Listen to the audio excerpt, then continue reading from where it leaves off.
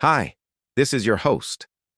Karl Marx, famous philosopher and co-author of the Communist Manifesto, was born in 1818 in Prussia, now part of Germany. It was the same year that Queen Victoria became Queen of England, the U.S. bought Texas, and the first steamboat traveled on the Great Lakes. Like a lot of kids, Marx liked to sail model ships. He would build these intricate vessels and then send them sailing down a nearby river. He always hoped that one day he would be able to sail out into the real world, escape his small town, and make a difference.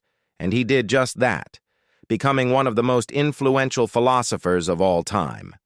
But to see how he got there, we'll have to explore his family life, education, career, and influences. Marx had a happy childhood growing up in the small town of Trier. His father was a lawyer who converted to Lutheranism to marry his mother. Overall, he was a kind man who loved playing with his son, teaching him about ethics and religion. Despite his father's best efforts, young Karl did not become particularly religious himself.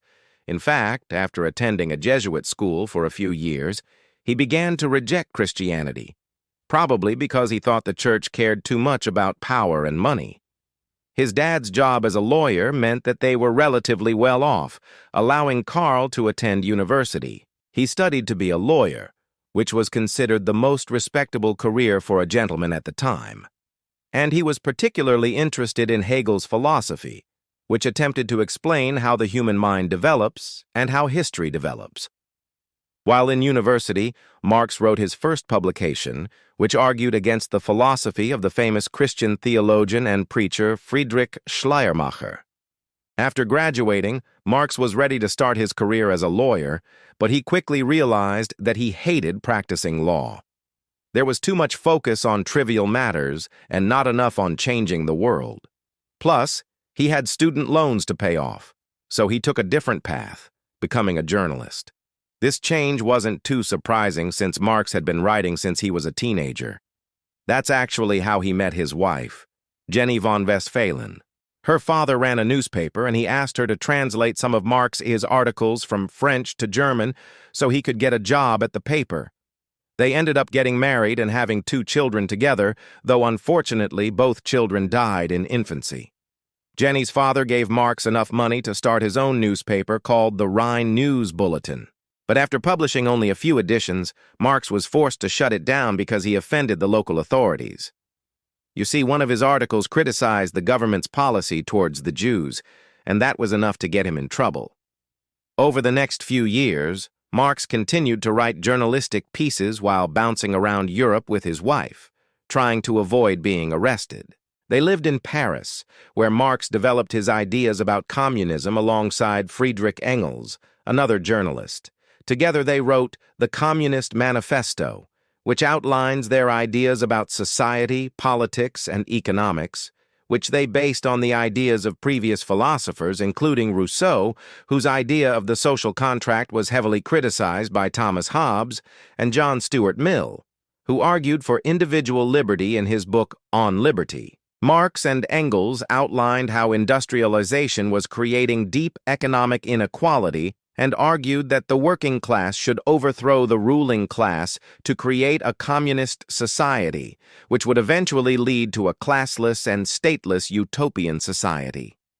When the government in Cologne learned that Marx was a co-author of the manifesto, they revoked his Prussian citizenship, meaning he could no longer live in Germany.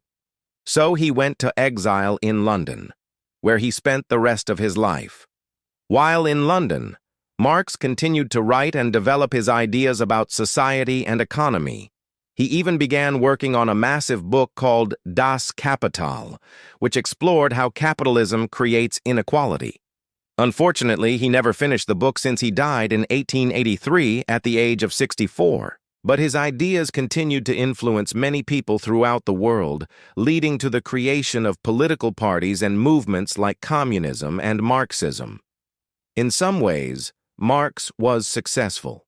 His ideas helped improve the lives of millions of people around the world, especially with the introduction of things like universal health care and retirement pensions. But his ideas also had some negative consequences.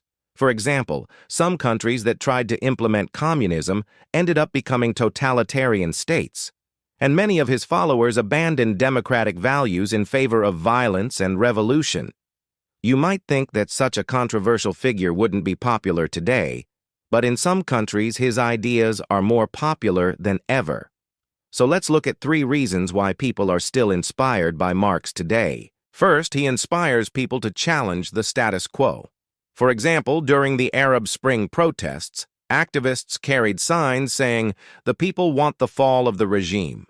This is a call for revolution, similar to what Marx advocated for in the Communist Manifesto. Second, Marx inspires people to fight for workers' rights. As we mentioned before, one of the main ideas in the Communist Manifesto is that capitalism leads to inequality. Today, there are still countries that exploit workers, especially in developing nations. So Marx's ideas inspire people to continue fighting for fair wages and good working conditions. Finally, Marx inspires people to be critical thinkers. One of the main messages in Das Kapital is that religion is used by the powerful to control the poor. For example, he said that religion can be used to keep people obedient and prevent them from rebelling against the government. Some people today believe that this is still happening in certain countries, which is why they find Marx to be relevant. But it's not all positive. Marx's ideas have also inspired some pretty terrible things, like totalitarian governments and violent revolutions. We can see the dark side of Marx in a country like North Korea, which claims to be communist. The government claims to represent the workers of the country, but instead uses its power to control every aspect of people's lives. Ordinary citizens aren't allowed to own property or travel freely. They also have very little say in the government. Leaders like Kim Jong-un use violence to maintain power, and anyone who goes against the government is simply executed. So while Marx wanted to create a better world for workers, his ideas have often been used to do the opposite, proving that no single ideology or thinker has all the answers. History is complex and nuanced, and we shouldn't put our faith in any one person to save us. Instead, we should learn from the past and strive to make the world a better place in our own unique ways. And that's the end of part 3.